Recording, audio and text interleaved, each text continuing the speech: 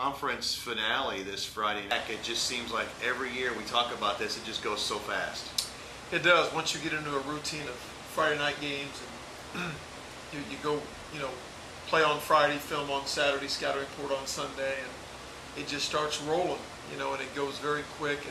And I think it's an exciting time, but there isn't a lot of time to think about anything but the next ball game after a big game. And I think it's just it's exciting, but it does move pretty fast.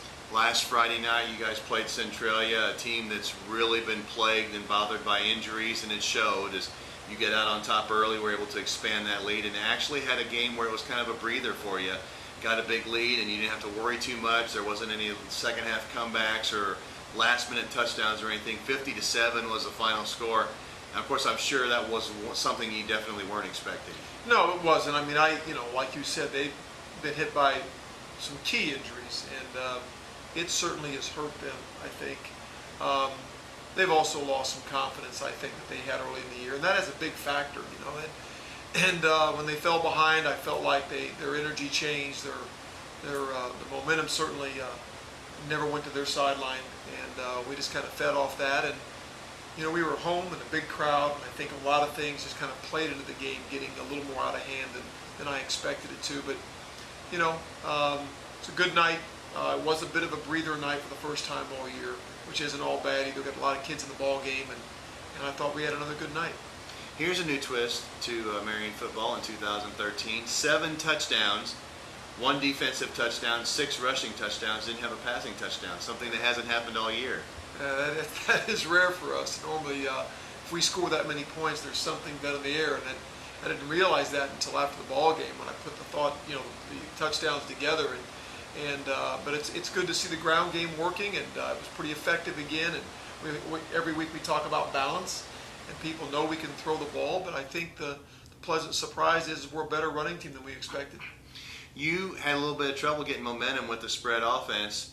You went to after a couple possessions, you went to the change of pace. Second play out of them. Of course, I think out of necessity, being deep in your own territory. Second play out of the change of pace, Jared Doris rips off an 83-yard touchdown run, kind of got the ball rolling. You're right. We did it out of, because we were deep. And, we like to use that to try to get some room to run the spread offense.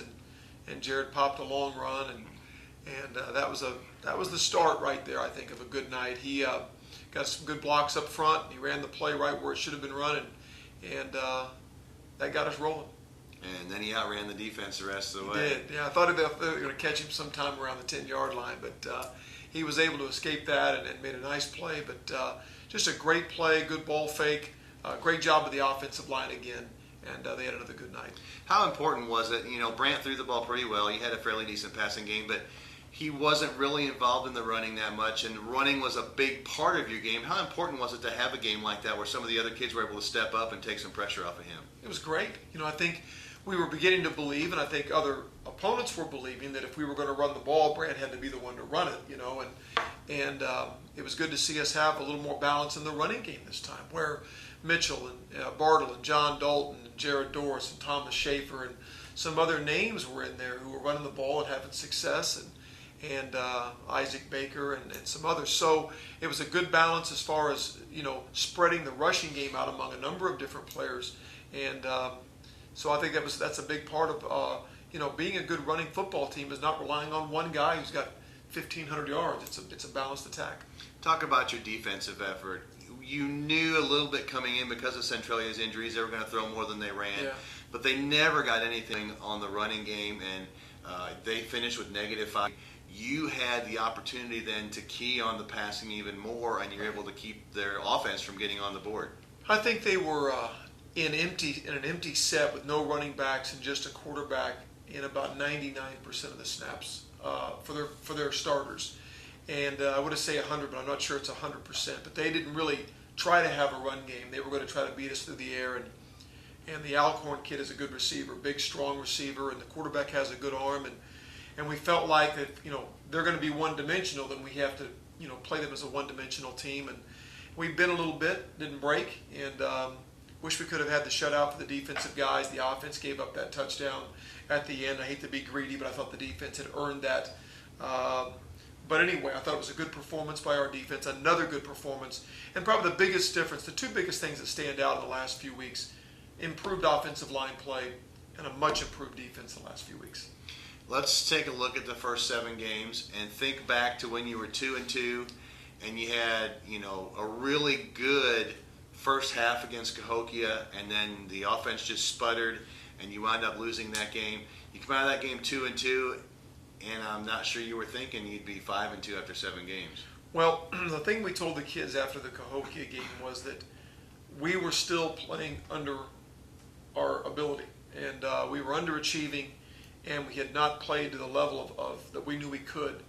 And certainly we told them we could end up being the best team in the conference if we start playing up to our potential, and it's time to start doing that.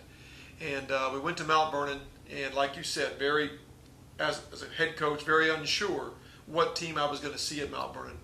And from that point, we've seen a better football team with a chance to be, I think, arguably the best team in the conference as of this Friday night. And we know we still have a tough game ahead to do that. But I think the kids have met the challenge. They're finally playing more consistent.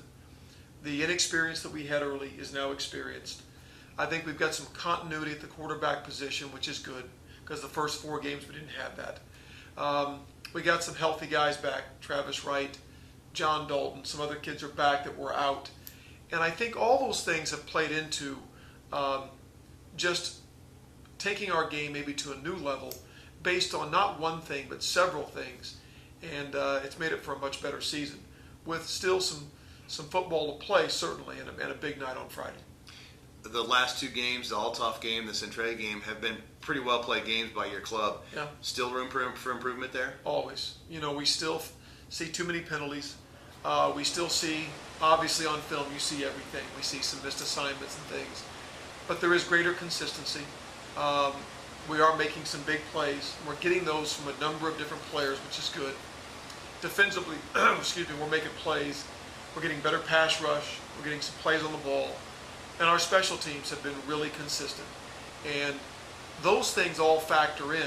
But are we where we can be? And we just told the kids this after the game on Friday. Be careful all the pats on the back you're getting about how good you're playing. You could still be better. And we can't be satisfied. Our measuring stick still has to be the Chathams and the Sacred Hearts and those people that loom large in 5A playoff football. And that's not a knock against our conference at all. We're a member of that conference. But we want the measuring stick for our success to be who's playing in the quarters, the semifinals, and the finals in 5A. And that's where we want to get. We're not there. I want to touch on this before we get into the Carbondale game, because this is the thing I don't want to be at the end where the people think about the most. But you got to think the Huggart boys are maybe a little snake bit. I just thought of this. Chase hurt his thumb in the Althoff game early in the game, and you got to feel bad for those 2 kids. I do. You ask them to play. They never miss a practice. They never miss a workout. They are what I think epitomizes what's best about high school football. And to lose one week and one the next, that hurts us. It isn't just replacing their abilities. It's replacing those intangible things that make you a football team.